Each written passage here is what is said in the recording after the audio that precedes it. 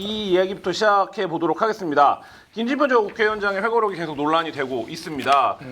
민주당은 윤석열 대통령 직접 설명해라 이런 입장이에요. 근데 대통령실은 이제 대통령실 명의의 해명만 내놓고 있는 상태인데, 그리고 이제 국민의힘에서는 당황스럽다, 이게 뭐냐, 대통령이랑 독대해서 한 얘기 왜 이렇게 하는 거냐, 뭐 이런 건데 대통령실이 부인하진 않고 있습니다. 그냥 왜곡이다 이렇게 얘기는 하고 있어요. 그런 얘기 안 했다 이런 얘기는 안 하고 있어요. 일단 오늘 그 운영위에서 나온 얘기로는 그런 말 자체가 없다라고 또 얘기가 나왔어요. 그래서 그러니까 전체적으로 보면은 좀 오락가락한 것 같아요. 그러니까 이거에 대한 대응을 처음에 이게 왜곡이라는 얘기가 바로 나왔거든요. 국민의힘에서도 나오고 그 이제 용산에서도 나왔는데, 사실 그게 그러면은 국민의힘, 특히 국민의힘이 왜곡이라고 하면은 뭔가 확인을 대통령한테 직접 하고 왜곡이라는 말을 했을까 되게 궁금해요, 사실. 대통령이 어디까지가 왜곡이고 뭐가 왜곡이고 뭐 이런 것들을 정확하게 얘기를 안 한 상황에서, 그러니까 다들 반응이 이게 왜곡이라고 했다가 김진표 의장이 사실은 그런 얘기를 철회했다라고 또 주장을 했다가, 뭐 이런 박정훈 의원 같은 경우에 오늘 라디오 나와가지고 막 그런 얘기해가지고 철회하지 않았거든요. 그러니까 전체적으로 오락가락 하다가 그냥 이런 일은 없다 라는 식으로 조금 뭉개고 그냥 대충 이거를 더 확전할 생각은 없어 보여요. 그러니까. 김민하 씨 어때 보십니까? 대통령이 이런 발언 했을 것 같습니까? 안 했을 것 같습니까? 했을 것 같냐 안 했을 것 같냐 주관을 물어보는 거네. 주관. 했다. 했다. 네, 무조건 했다. 왜 그렇게 생각하십니까? 대통령에 대해서 왜 이렇게 불충한 생각을 갖게 됐습니까? 아니 이제 불충 뭐 이런 거 떠나서 지금까지 해온 일들을 보면 상당히 의심된다. 이런 세계관에 가진 분이 아닌가라는 게. 그러니까 윤석열 대통령이 사실 후보 시절부터 후보 시절에 제가 그냥 가만히 앉아서 그냥 생각을 뭐 찾아본 게 아니에요. 지금 가만히 앉아서 떠오르는 것만 해도 왜 이렇게 생각하지 싶은 게 많았거든요. 가령 유세를 할 때, 후보 시절에 유세할 때 그랬어요. 민주당 정권에서 일부러 집값을 올렸다. 왜냐하면 유권자들이 집을 가지면 보수화되기 때문에 표심이 보수화되고 그럼 민주당에 투표를 안 할 것 같아서 그래서 집을 갖지 못하게 하기 위해서 일부러 집값을 올렸다. 근데 이걸 한 번 얘기한 게 아니고 두 번, 세 번, 몇 번을 얘기했어요, 이거를. 그래서 그때는 평론가지 않습니까? 평론가니까 아무리 선거라도 그렇게 작정하고 이렇게 안 맞는 얘기를 흔히 쉽게 생각하기 어려운 얘기를 이렇게 음모론적으로 하면 안 된다. 아무리 선거 전략이라도 이렇게 얘기했거든요. 근데 지금 나온 얘기를 보니까 이게 전략이 아니고 본인이 직접 그렇게 정말로 생각했던 거 아닌가 의심이 되고, 그 외에 여러 가지 포인트들이 있는데, 가령 지난번에 런종섭 사태라고 있지 않았습니까? 네. 런종섭 사태 때 대통령이 직접 한 말은 아닌데 대통령실이 나와가지고 YTN 보도들을 통해서 뭐라고 했습니까? 그때 공수처가 이 언론, 소위 말하는 친야 성향의 언론, 그러니까 좌파 언론이란 얘기죠. 친야 성향의 언론하고 유착을 해가지고 이 어떤 공작을 벌이고 있다. 공언 유착이다. 이렇게도 얘기를 하고, 그다음에 여권 관계자가 좌파의 공작기구라는 것을 보여준다, 공수처가. 이렇게도 얘기를 하고, 근데 대통령실 참모가 YTN에 작정을 하고, 이게 YTN 단독하고 보도가 나왔거든요. 작정을 하고 이렇게 얘기할 정도면은 그게 참모가 그냥 혼자 생각해서 내가 볼 때는 이거는 공수처랑 MBC랑, 그때 당시에 왜냐면 MBC가 이종섭 전 장관 출국 금지를 보도를 한 다음에 이 얘기 나온 거잖아요. 그렇죠. 그러니까 MBC랑 야당이랑 공수처랑 짠 거 같아. 참모가 그냥 얘기를 한 거겠냐 이게. 대통령이 어느 정도 이런 인식을 갖고 있으니까 참모도 이렇게 얘기하는 거 아니냐, 이런 의심을 가졌는데, 그때도 근데 그렇게 근데 그때도 아무리 이거 설명이 어렵다고 해도 이런 방식으로 언론에 대해서 이런 방식으로 대응을 하면 되겠느냐, 이 정도로 평론을 했는데, 지금 보니까는 정말 그렇게 믿었나? 공수처랑 야당이랑 좌파 방송이랑 짜고 이 정권을 위기에 빠뜨리기 위해서 런종섭을 폭로했다, 이렇게 갔나? 이런 의심이 드는 포인트가 있어요. 그래서 이전까지는 왜 이렇게 극단적인 전략 전술을 구사를 하는 거지? 이런 의문이 들었는데, 도움도 안 되고 뭐 국민 통합도 안 되고 사리에 맞지도 않고 이걸 왜 하지? 라고 생각을 했는데, 김진표 의장의 회고를 보고 모든 의문이 풀렸다. 진짜 그렇게 생각했구나. 그거 유튜브 보신다. 그거 유튜브를 보는 거를 넘어서서 보더라도 정말 내가 마음속으로 믿어서 이게 정말 맞는 것 같아, 이렇게 생각하는 사람이 있을 거고, 그렇게 안 믿어도 요 얘기는 잘 이용하면은 우리 극우 유튜브 얘기를 이용해 가지고 보수 지지층을 결집시키고 우리가 좀 위기를 이렇게 좀 빠져나갈 수 있는 돌파할 수 있는 그런 수단이 되겠는데 이렇게 해서 이용하는 사람이 있고 이럴 거 아닙니까? 네. 근데 김진표 의장하고 단둘이 독대를 하고 얘기를 한 거잖아요. 여러 사람이 모여있는 자리에서 연설을 한 게 아니지 않습니까? 그러면은 의심은 대통령은 이 얘기를 받아들이는 축이구나, 믿는 축이구나 라고 의심을 하게 된다. 의심. 네. 네. 저는 박홍근 의원의 언급 중에 윤석열 대통령이 이태원을 동남아 식당이 조금 있는 곳이라고 묘사하잖아요. 저는 그래서 사실일 가능성이 높다고 봅니다. 이분의 체계에선 이태원에 동남아 식당에 가본 거예요. 윤석열 대통령은 그렇기도 하거니와 근데 제가 볼 때 윤석열 대통령은 그 동남아 식당은 제가 볼 때는 찍어서 어디 한 군데 간 것 같고 근데 그 이전에 사실 이태원을 정말 이태원 놀러 가야지라고 마음 먹고 간 거는 70년대 이후엔 없다. 없다. 제가 봐도 20년 최소 20년 이전에 마지막으로 가본 것 같아요. 왜냐면 진짜 동남아 식당은 글쎄 뭐 거기에 동남아 식당 맛있는 게 있긴 있는 거 알기는 압니다만은 여기에 주로 이제 특히 외국인들 이제 그 백인들도 많이 오고 뭐 이런 데인데 그래서 일단 뭐 다른 거보다도 뭐 그런 생각이 들어요. 그러니까 우리가 이거는 당사자만 알 수 있는 거잖아요. 김진표의 주장과 윤석열의 주장은 본인이 직접 얘기는 안 했지만 오늘 이도훈 홍보수석이 나와가지고 그런 얘기 한 적 없다라고 이제 얘기를 했으니 그걸 윤석열 대통령의 주장이라고 받아들인다면은 누구를 지금 상황에서 더 믿을 수 있을 것인가 이게 믿음의 영역으로 돼버렸어요.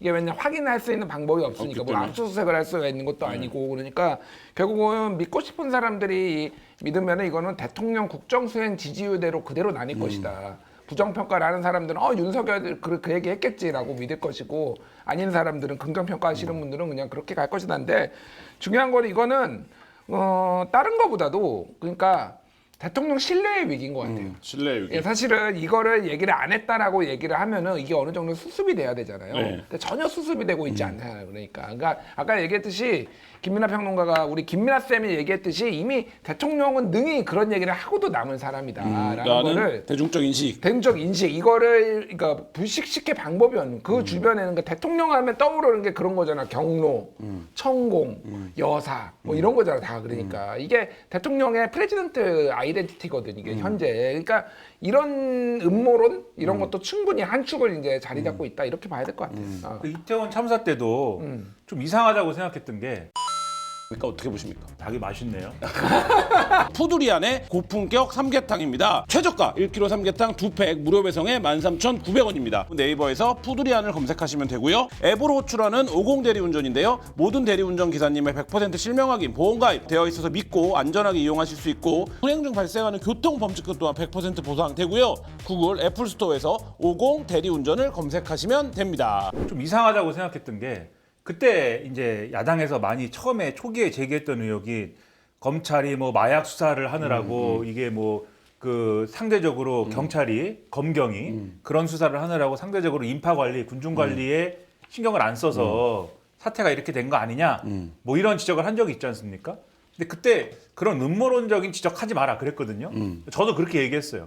지금도 근거 없이, 그러니까 근거가 있으면 모르겠는데 정말 그랬다고 하면 그랬다고 하는 명확한 근거를 갖고 그런 주장을 하는 거면 할 수 있는데 근거가 없이 이제 그런 주장을 그 참사를 놓고 하면 안 된다고 생각을 합니다. 그런데 그런 주장이 나왔으면은 그런 주장이 나왔고 그거를 한동훈 당시 법무부 장관이나 이런 사람들이 음모론이다라고 하면서 얼마나 이제 비난을 했습니까? 그 비난을 했으면은 그 다음부터의 이태원 참사에 대한 수사는 그거를 연상하지 않는 방향으로 돼야 되는 거잖아요. 마약과의 관련성 이런 거는 생각이 안 나야 될 거 아닙니까? 네네. 근데 이상하게 그 이태원 참사 유가족들이 이후에 이제 증언하고 내용이나 이런 걸 보면은 경찰이 계속 이 희생자들에 대해서 마약이 어떤 복용이나 이런 혐의가 있는지에 대해서 계속 조사를 하고 검사를 하고 이랬다는 거잖아요. 그러면서 이게 보통 그냥 하는 거예요. 일반적인 어떤 뭐 절차입니다. 그리고 의혹이 제기가 됐기 때문에 우리가 이거는 어쨌든 확인을 해야 됩니다. 뭐 이런 수준의 얘기를 쭉 했다는 거 아닙니까? 그리고 그거를 어느 한 예를 들면은 어느 한 명의 어떤 뭐 예를 들면 어느 하나의 경찰서 어느 한 명의 뭐 형사가 한 게 아니라 여기저기가 다 그랬다는 거거든요. 그때 당시에 얘기 나온 걸 보면은 그러면 의심이 되는 게 뭐냐면은 오히려 그러니까 이거는 이제 김진표 의장의 회고에 나오는 얘기가 아니죠. 네. 박홍근 의원이 한 얘기도 아니고 저만의 혼자만의 의심은 뭐냐면 그 당시에 야당이 그런 의혹 제기를 하니까 혹시 대통령이 이거 혹시 왜냐면은 대통령이 했다는 얘기가 좌파 방송이 이태원에 사람들을 일부러 가도록 유도를 해서 그리고 좌파가 승진시켜가지고 용산 경찰서장이 된 사람이 일부러 인파 관리도 안 하고 그래서 그 현장에 또 좌파의 요원으로 추정되는 사람이 또 사고를 내고 그래서 정권에 타격을 입히려고 이 참사를 일으켰다 이거잖아요. 근데 이걸 두고 정권에 아마 타격을 입히려고 참사를 일으킨 야당이 갑자기 마약 얘기를 한다? 그러면 혹시 그 사고를 일으키려고 마약을 자기들이 공급해 놓고 우리한테 덮어 씌우나? 라고 생각을 해서 그걸 열심히 수사를 했나? 이런 생각까지 들어요. 그러니까 이런 식으로 음모론적인 얘기로 이 상황을 이 상황을 인식하고 대응하려고 한 게 아니냐라고 하는 그런 얘기를 들으면 그것에 대당해가지고 모든 사안을 그런 식으로 해석했기 때문에 이런 걸 한 겁니까? 라고 하는 그러한 이제 생각을 안 할 수가 없게 되는데 근데 오히려 그렇게 생각하면은 설명이 되는 것들이 막 나온다 이제. 그게 지금 신뢰의 위기나 이런 것에서 굉장히 중요한 땔감이 되고 있는 거예요. 그러니까 아니 요거는 근데 그냥 김민아 쌤이 말씀하신 게 무슨 취지인지 알겠는데 좀 명확하게 할 필요는 있는 게 그때 당시에 할로윈에 마약 수사를 한 거를 뭐라고 할 수는 없어요. 뭐 왜냐하면은 그때 당시에 한동훈 법무부 장관을 비롯해서 정권 차원에서 마약과의 전쟁, 우리나라 마약이 지금 굉장히 심각해지고 있고 뭐 마약 청정부라는 얘기는 완전 옛날 얘기고 그러다 보니 특히 할로윈 같은 데에서는 외국인들도 마약을 많이 하니 마약을 수사하기 위해서 많은 그 수사 인력들을 투입을 한 것 자체를 뭐라고 할 수는 없는 거고 그 이후에 이제 예를 들면은 죽은 사람들한테 가지고 뭐 마약을 했네 안 했네 이런 거는 완전 문제가 있는 거죠 그거는. 근데 이제 그거를 뭐 마약을 수사하기 위해 투입한 거는 문제가 아니라 마약을 하는 정성만큼 사실은 치안 관리도 했었어야 된다. 그쵸. 그거의 비례가 안 맞았다라는 걸로 이제 좀 얘기를 하는 게 맞을 것 같아요. 그 부분은 어떻게 보십니까? 그 김진표 의장의 공개 시점을 두고도 논란이 있습니다. 국민의힘 쪽에서 특히 공격하고 있고 한동훈 후보 같은 경우에는 왜 2년 전에 하지 그러면 그 얘기를 왜 지금 이 시점이냐 뭐 이런 얘기도 하고 있는데 이 공개 시점에 대한 논란은 어떻게 보십니까? 근데 그때 했으면은 얘기가 없었을까요? 나는 그 공개 시점은 잘 모르겠어 솔직히. 근데 이제 김진표 의장은 본인이 10개 정부를 지금까지 경험을 하면서 이 정부의 장단점에 대해서 다 얘기를 하려고 했던 거고 그래서 뭐 이제 본인이 정계 은퇴를 한 시점에서 회고록을 낸 거니까 그때 회고록을 낸 건 아니잖아요.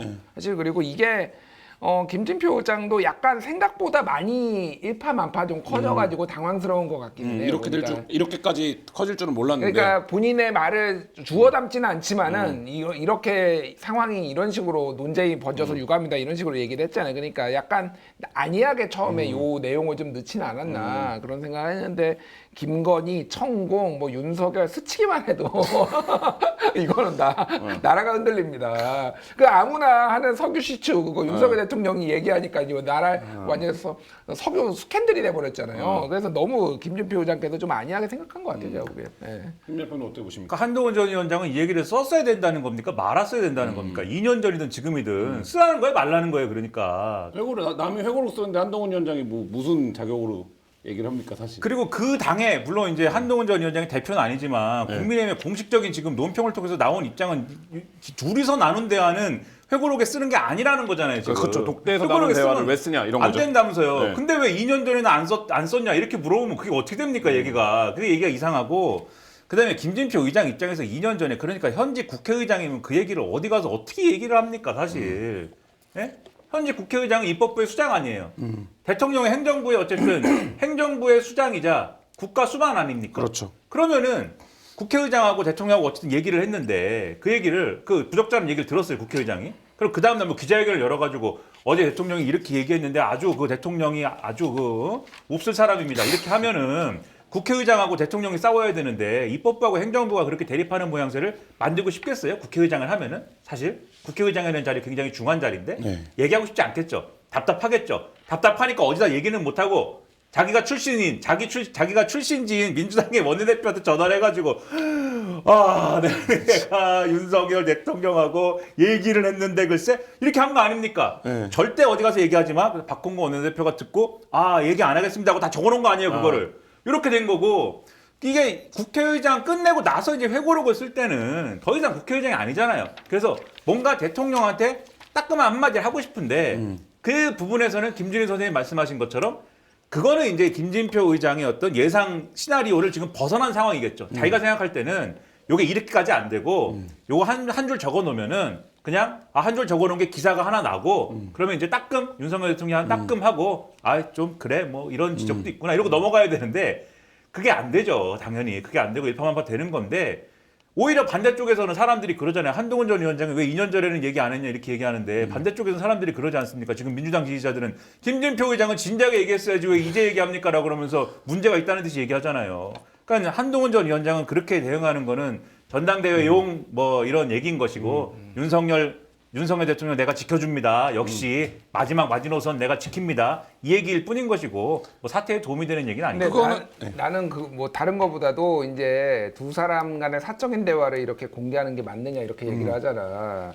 그 원희룡 이준석 그 통화 내용 원희룡이 까고 배현진 이철규 배현진이 까고 요즘 뭐 사적인 대화 정치인들끼리 사적인 대화도 까는 거다 거기서 요즘 다 나오거든. 그래서 뭐 남 얘기할 건 아니다 그 생각이 드네. 그건 뭐 이준석 얘기 나왔으니까 그 얘기해보죠.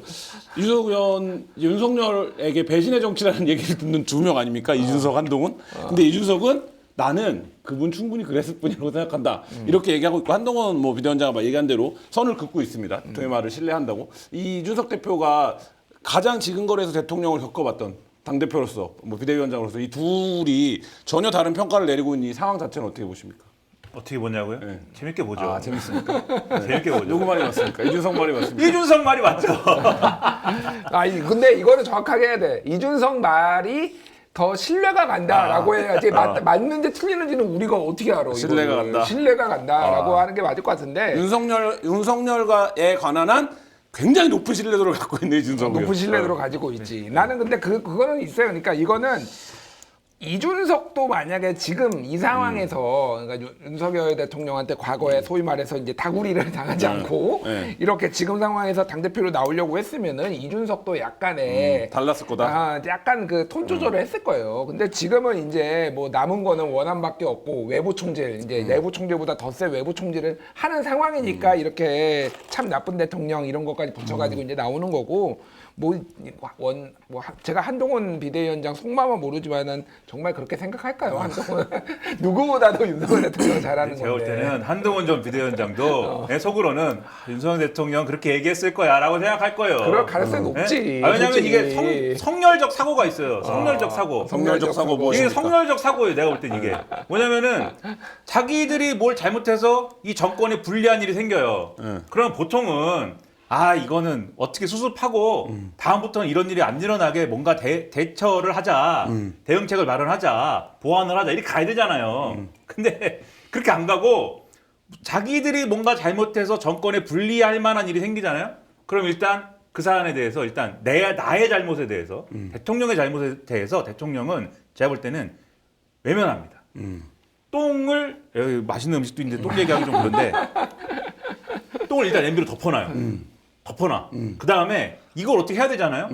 남 탓을 할 수 있는 어떤 그림을 막 생각해내요. 이준석이 썼다 뭐 이런 거야. 그렇죠. 막 그림을 생각해낸 다음에 그 그림을 예를 들면 이 이태원 참사가 좌파의 공작이다 이런 거죠. 이태원 참사는 어쨌든 이 정권에 불리한 이슈가 됐고 참사가 났을 때 이 자리에서도 그 말을 많이 했는데 정치적으로 이게 유리하다 불리하다를 떠나서 참사가 다시 발생하지 않기 위한 얘기를 해야 될 거 아니냐 이 얘기 많이 했는데 일단 유불리를 생각해서 이게 불리하게 된 거잖아요. 그건 그냥 나의 잘못 이런 거는 어떻게 대처했어야 됐을까 이런 건 잊어버리고 남 탓을 할 수 있는 그림을 그려요. 네? 그래서 이게 좌파의 공작이다라고 하면 남 탓을 할 수 있게 되잖아요. 그리고 그림을 그린 다음에 그 그림을 최선을 다해서 믿습니다. 자기가 믿어야 돼요. 이거는 자기가 믿어야만 할 수 있는 거예요. 그렇게 해가지고 요거를 끝까지 고집해요. 경찰이 와서 그때 그 음모론 이런 거는 사실이 아닙니다라고 확인을 해줬잖아요. 그렇죠. 이미 11월 초에 사실이 아니라고 했거든요. 11월 초에 국회 행안위 이런 데서 이만희 의원, 장지원 의원 이런 사람들이 사실은 이 음모론 다 얘기했어요. 그때 경찰이 아닙니다라고 했습니다. 사실 무근입니다. 근데도 12월 초에 국회의장 만나갖고 이랬다는 거는 계속 아니야. 경찰이 저렇게 말했다는 거는 역시 내가 검사 시절부터 봤을 때 경찰은 별로 수사 잘 못하고 분명히 파면 이거 나온다. 오늘 범인 나온다. 이 마인드로 갔다는 거지 않습니까? 이걸 고수하는 거예요. 이게 성렬식 사고인데 성렬식 사고인데 그러면 제가 볼 때는 이준석 이런 사람들은 이준석 대표 시절에 이거를 안 겪었을까? 가령 지방선거를 이겼잖아요. 이준석 입장에서. 네. 경기도지사 선거를 졌잖아요. 근데 경기도지사 선거를 왜 졌어요? 경기도지사 선거를 국민의 입장에서 왜 졌습니까? 김은혜를 공천해갖고 졌다. 이게 사실은 그게 그러면 김은혜를 공천한 게 누구냐? 뭐 이렇게 가야 되잖아요. 원래는 유승민으로 해가지고 승부를 걸었으면 혹시 모르는데 김은혜를 공천해가지고 윤심 공천해가지고 진 거 아니냐? 얘가 이렇게 가면 또 윤석열이 잘못한 거지 않습니까? 대통령이. 근데 이준석의 경험담은 뭐예요? 윤석열 대통령이 자기를 만나서 경기도지사 선거를 져가지고 아주 내가 실망을 했다. 니 때문에 졌다.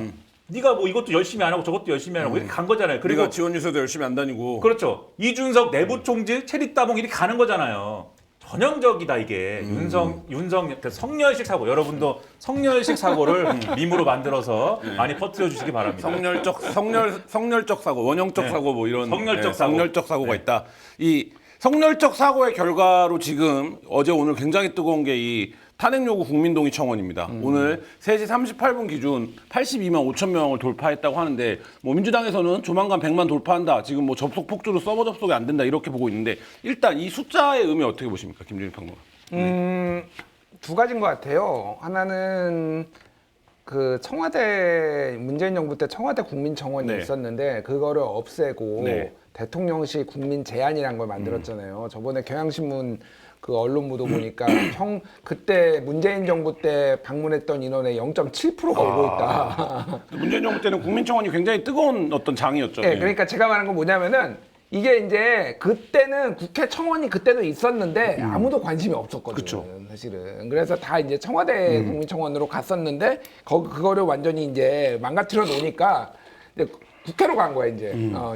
용산도 마음에 안 들고 그러니까 그래서 이게 이런 식으로 국회가 좀 이제 뜨거워졌다 이렇게 보면 될 것 같고 또 하나는 이게 처음에 청원이 올라온 거는 20일이에요. 네. 그리고 23일 날 청원 그 5만 명이 돌파를 네, 했어요. 3일 그러니까 3일 아니면 4일이니까 네. 하루에 만에서 15,000 정도가 매일 네. 늘어났다 이렇게 보면 될 것 같은데 이게 27일이 이제 그거였거든. 그 저기 김진표 네. 요 발언, 그러니까 회고록에 나왔던 날이고 요 때까지 한 3만 명 정도가 증가를 했으니까 네. 이때는 하루에 한 4만 명 정도씩 늘었어.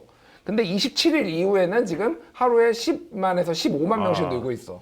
그러니까 이게 딱 27일이 이제 분기점이 된 거지. 돼서 그러니까 탄력 받고 있다. 탄력을 완전히 받고 있고 이게 홍보가 좀 덜 됐던 것 같아요. 그러니까 언론 보도가 처음에 나왔을 때는 관심 있는 사람들만 보다가 지금은 3만 명 대기, 뭐 2만 명 대기, 그리고 이제 처음에 대기 시간이 처음에는 뭐 2시간 뭐 이렇게 나오다가 실제 기다리는 시간 30분 정도 된대요. 그런데 이제 이거를 기다려서라도 100만을 내가 의사표시를 하겠다. 의사표시를 하고 내 100만 명을 돌파하겠다라는 좀 강력한 의지가 좀 있지 않나 그렇게 보여요. 이 숫자가 어쨌든 뭐 5만 명만 넘어서면 회부 요건이 되기 때문에 이미 회부 요건은 지나친 건데 이 숫자가 뭐 100만이 되고 이렇게 가는 거에 정적인 함의는 민주당 입장에서는 어쨌든 이게 결국에는 탄핵을 당 차원에서 언젠가 논의해야 되는 시점이 올 텐데 어떻게 보십니까? 어떤 영향을 미칠 거라고 보십니까? 오늘 한겨레인가요? 한겨레 기사인가? 그런 대목이 나오던데. 그 여당에서 하는 얘기. 여당 한겨레인지 경향인지 제가 지금 정확하게 모르겠는데. 경향일 거야 아마도. 네, 여당 관계자가 하는 얘기. 뭡니까? 대통령실은 탄핵은 어쨌든 될 수도 있다고 보는 것 같다. 근데 그렇게 될 경우에는 네. 노무현 사례처럼 될 것 같다. 거기서 글자가 노무현 사례 이렇게 써 있습니다. 약간 노무현 전 대통령이 어쨌든 그때 당시에 탄핵 소추를 당하면서 지지층이 확 결집을 하고 촛불 시위 나오고 이러면서 탄핵을 추진한 세력에 대해서 역풍이 불었던 거잖아요. 네. 그러한 그렇게 된다? 그러한 기대를 갖고 있다. 기대를 하면서 역풍이 불어갖고 우리가 살아날 수 있다라고 생각을 하는 것 같다. 여당 관계자가 이렇게 얘기했다는 코멘트가 나오거든요. 네. 역풍을 기대하고 있다. 민주당이 지금- 일방적으로 막 추진하는 거에 대한 어떤 보수 여론이 결집하고 그에 네. 따른 어쨌든 바람이 불어줘서 네. 윤석열을 살리자, 윤석열을 지키자, 네. 뭐 이런 이제 말하자면 서사가 만들어지면서 네. 우리가 다시 일어설 수 있다. 까도 내가 까 뭐 이런 분위기로 보수가 갈 것이다. 까도 내가 까 이렇게 그런 기대를 하고 있다는데 일단 저는 그렇게까지는 아닐걸? 참여정부처럼 그렇게까지는 아닐걸? 노무현 전 대통령 사례처럼. 왜냐하면 그때 그 사람들이 탄핵을 탄핵 소추안을 처리하자고 주장한 그 이유하고 지금 윤석열 대통령에 대해서 탄핵을 해야 된다고 주장하는 사람들의 그 이유하고 그 심각성하고 차이가 제가 볼 때는 많이 나요. 그 당시에 어쨌든 정치적인 어떤 스탠스와 관련된 거였고, 그러니까 정치적 중립성 뭐 이런 거였잖아요, 사유가. 그렇죠. 지금은 정치적 중립성이 아니라 어떠한 종류의 왜 최상병 사건과 관련돼서 수사 개입을 했는지, 수사 개입을 왜 했는지와 관련돼 가지고 의심스러운 게 너무 많다. 김건희 여사와 관련된 사안들은 왜 그렇게 풀었는지 등등등 뭐 이런 거지 않습니까? 네. 그러니까 이게 무게감이 다른데 그럼에도 불구하고 민주당 입장에서는 어쨌든 탄핵이라는 거를 또 추진하는 데 있어서는 정치적 부담이 있습니다. 부담이 없겠습니까? 그렇죠. 박근혜 전 대통령에 이어서 한 번 건너뛰고 보수 대통령을 2번 연속 또 탄핵을 해야 되는데 그 부담이 있겠죠, 당연히. 그리고 역풍이 노무현 전 대통령 수준으로 막 오지는 않다 하더라도 어쨌든 보수층이 결집할 거 아닙니까? 일부 그렇죠. 결집할 거거든요. 네. 그래서 지금 요거를 갖고 어쨌든 절차대로 지금 법사위에서 논의는 해야겠는데 언제 어떻게 어떤 방식으로 논의할 거냐를 두고는 고민스럽다는 거예요, 이제. 근데 그 고민스러운 와중에 지금 예를 들면 뭐 70만, 80만, 90만 이렇게 가는 거는 참 많은 사람들이 이 탄핵에 대해서 대통령 탄핵에 대해서 많은 의견을 내셨네요. 이렇게 민주당이 요 정도 대응할 수 있는 사안이지만 100만을 넘고 150만, 200만 예를 들면 막 이렇게 갔다. 뭐 200만이 됐다. 또는 뭐 300만이 됐다. 아니 뭐 네. 1000만 할까요? 1000만이 됐다. 네. 1000만이 돼버렸다. 그럼 이거는 뭐 역풍이고 뭐고 뭐 할 거 없이 민주당은 그냥 해야 되는 사안이 되는 거거든요. 그러니까 정치적으로 이런 차이가 있는 거다. 그러니까 숫자에 따라서 민주당의 어떤 행동의 속도나 강도가 달라질 수 있다. 어쨌든 대통령 지지율은 지금 계속 최저치입니다. 25% 오늘 지난주보다 1% 하락했고 이게 이제 김진표 회고록 발언에 본격적으로 반영이 되면 더 떨어지거나 혹은 반등하기는 어려울 수도 있는데 이 대통령 지지율이 20% 초중반에서 고착되고 있는 이 양상이 이 탄핵 대중적인 어떤 탄핵 담론과 맞물렸을 때 효과가 어떻다고 보십니까? 그러니까 추가적인 이탈이 없는 거에 저는 오히려 주목하고 있어요. 25%를 지켜내고 있는 거. 그러니까 뭐 20 뭐 초반까지 떨어져 갤럽 기준으로 이제 20 초반까지 떨어졌다가 다시 이제 25로 지금 뭐 그 정도 중반을 가고 있는데 이게 제가 전에도 한번 얘기했는데 앞에가 일자리가 일자가 나오는 것과 안 나오는 거는 엄청나게 크다. 19가 되는 것과 20이 되는 거는 하늘과 땅 차이다라고 제가 얘기를 했는데 사실 지금 빠질 분들은 저는 거의 다 빠진 거의 것 다 같아요. 빠졌다. 예, 그러니까 최상병의 이 건에 대해서도 저는 다들 이제 판단이 쓴 것 같아요. 그러니까 그래서 스모킹건 같이 완벽하게 이를테면은 예전에 태블릿 PC 같은 게 이렇게 나오지 않는 이상 정치적인 레토릭으로 이런 뭐 비평이나 이런 걸로만 빠지기는 더 어려울 것 같고 오히려 저는 김건희 여사 특검과 관련해서 네. 그 거부권이나 이런 거를 행사했을 때 좀 타격이 더 있지 않나 그 생각을 해요. 정치적으로는. 정치적으로. 예, 왜냐하면은 보수 진영에서도 김건희 여사에 대해서 평가가 굉장히 박하거든요. 그러니까 이제 굉장히 싫어해요. 쉽게 얘기를 하면은 좀 거치게 얘기하면 나대는 거 되게 싫어하거든요. 근데 김정숙 여사한테도 예전에 너무 나댄다 뭐 이런 얘기도 했잖아요. 그건 똑같은 거예요. 그러니까 쉽게 하면 선출되지 않은 권력이 근데 이제 그거를 이제 대통령이 저렇게 무리하게 보호를 하려는 거 이런 것에 대해서 만약에 이제 김건희 특검법이 통과가 되고 그게 대통령이 거부권을 행사하고 그 당시에 여러 건이 좀 드러났을 때 상당히 이제 영향을 많이 받을 것 같다 이런 생각을 합니다. 그건 어떻게 보세요? 한동훈 비대위원장이 어쨌든 지금 노팝 지지율이 1위를 달리고 있는데 한동훈 비대위원장이 대표가 되면 원희룡 나경원이 대표가 되는 거랑 당정 관계는 많이 달라질 거잖아요. 보수도 분열이 발생할 거고 그러면 지금 이제 25가 보수 지지자 중에서 어쨌든 마지노선 정도로 유지되고 있는 것 같다 평가하셨는데 그렇게 돼서 분열이 되거나 아니면 당정 관계가 지금까지와의 당정 관계가 달라지면 더 내려갈 수 있는 거 아닙니까? 윤석열 중심으로 지지율이 모이진 않을 거잖아요. 어떻게 보십니까? 뭐 어떻습니까? 뭐 어때요? 그게 뭐. 네. 15 막 19 되면 어떻게 해요? 근데 지금 상황에서 네. 이 김진우 선생님 말씀하셨지만 20%대 지지율이 오르락 내리락하는 거 일희일비할 요인이 아닌 게 요 사람들 요 25% 이상쯤 되는 요 사람들은 요 보수층은 언제가 됐든지 간에 윤석열 대통령 잘한다고 할 준비가 돼 있는 사람들이에요. 지금 이 상황에서. 25는? 네, 근데 너무 이게 말이 안 되니까 차마 이 잘한다고 응답을 못하고 그냥 몰라요 이렇게 하고 있는 것이지 그러니까 지지율이 떨어지는 거고 만약에 뭐라도 하나 정말 윤석열 대통령이 뭐라도 하나 칭찬할 만한 거리가 뭐라도 하나 나온다 억지로 그러면 그걸 빌미로 해가지고 여론조사에서 야 그래도 좀 잘하지 않았어요?